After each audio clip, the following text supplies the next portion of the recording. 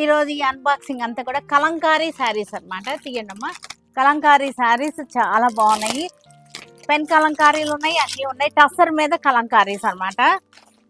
ఇలా వస్తాయి శారీ అంతా ప్లెయిన్ వచ్చేస్తుంది మనకి. ఇట్లాగా ఇలా వచ్చేసి ప్లెయిన్ వచ్చేసి ఇది కలంకారీ వస్తుంది. వీటిలో మనకి డిజైన్స్ చాలా డిఫరెంట్గా ఉన్నాయి, చూపిద్దాం. పెన్ కలంకారీస్, అవుట్లైన్ కలంకారీలు కూడా ఉన్నాయి, అవి కూడా చూసాం.